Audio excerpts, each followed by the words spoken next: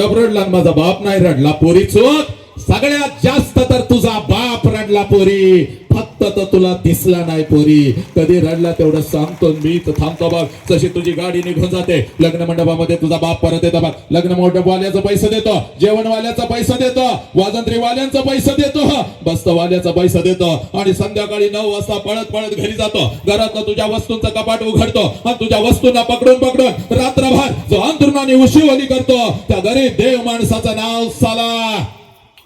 बाप आहे बाप तुझी जुनी ओढणी कपाटातून बाहेर काढतो तुझ्या जुन्या ओढणीचा मुक्का घेतो आणि उशाला घेऊन रात्रभर अश्रून ओला चिंब करतो त्या गरीब देव माणसाचं नाव साला बाप आहे तुझी आई म्हणते आव सावरा के स्वतःला तेव्हा तुझ्या आईच्या खांद्यावर डोकं आपटून आपटून तुझ्या आईचा खांदा जो ओला करतो त्या गरीब देव माणसाचं नाव साला बाप आहे 100 किलोचा पोतं या ट्रक मधून त्या ट्रक मध्ये टाकत आपल्या लेकरांच्यासाठी जो हमाली करतो त्या हमालाचं नाव साला बाप आहे या महाराष्ट्राच्या रस्त्यावरून जो ट्रक चालवतो ट्रॅक्टर चालवतो साला ड्रायव्हरचं काम करून आपल्या लेकरांच्या शिक्षणासाठी घरी पैसे घेऊन येतो त्या ड्रायव्हरचं नाव साला बाप आहे हॉटेलच्या बाहेर उभा राहून जो वॉचमनगिरी करतो त्या वॉचमनचं नाव साला बाप आहे आपल्या लेकरांच्यासाठी दुसऱ्याची संडास आणि गटारी साफ करतो त्या भंग्याचं नाव साला बाप आहे तो उन्हामध्ये तापतो पण आपल्या लेकरांना झाडाच्या सावलीमध्ये बसवतो कडाक्याच्या थंडीमध्ये आपल्या अंगावरची चादर काढून लेकराच्या अंगावर जो टाकतो आणि भर पावसामध्ये आपल्या डोक्यावरची छत्री लेकराच्या डोक्यावर जो धरतो त्या गरीब देव माणसाचं नाव साला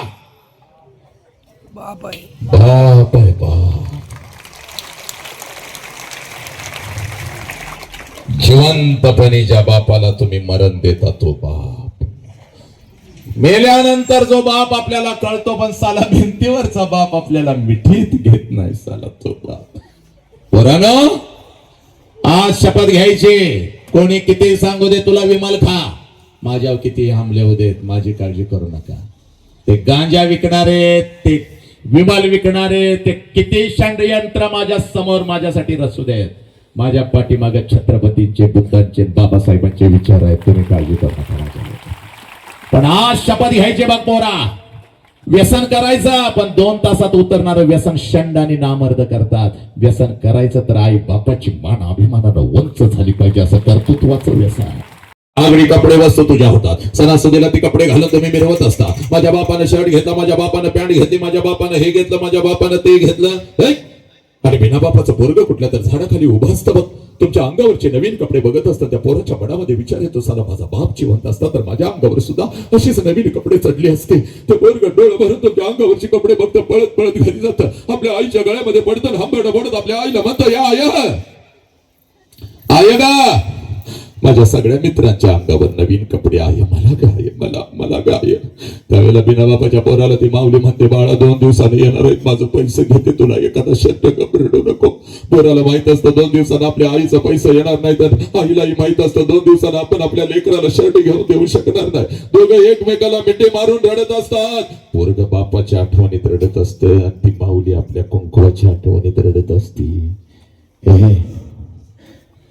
ती माऊली आपल्या लेकराला म्हणते गप रडू नको बाप गेल्यापासून मी तुझा बाप झाले की नाही सांग बरं गप रडू नको 2 दिवसानं येणार आहेत माझं पैसे घेऊया तुला एखादा शर्ट तेव्हा ते पोरग आपल्या आईच्या डोळ्यातला अश्रू तसत आपल्या आईला म्हणतं आय नको मला शर्ट आय तू रडू नको आय तू रडू नको तुला जर काय झालं तर मी जायचं कुठं आय मी शिकणार आय मी मोठा होणार मी एवढा पैसा कमावणार आहे एवढा पैसा कमावणार प्रत्येक सणाला नाही आहे प्रत्येक दिवसाला तुझ्या अंगावर मी नवीन कपडा चढवणार आहे ए पोरानो ज्या लेकराला आपल्या आई बापाच्या डोळ्यातला अश्रू कळाला ते लेकरू माणूस म्हणून घडलं पोरानो तुमच्या आई बापाच्या डोळ्यातला अश्रू तुम्हाला कळाला का आणि आता तुमच्या डोळ्यात आलेले हे अश्रू परिवर्तनाचे आहेत कमजोरीचे भेकड नाहीत पोरीनं रणचंडिका आहात माझा संभाजी राजा तुम्ही माझा भगतसिंग तुम्ही आहात या अश्रूंच्या अग्नीमध्ये असता आपण निघायचं हिऱ्यासारखे पैलू पडले पाहिजेत ऐक सोन्यासारखी चकाकी तुझ्या आयुष्याला तुझ्या संस्कारांना आली पाहिजे उद्याचं राष्ट्र म्हणजे तू आहेस बघ पुरी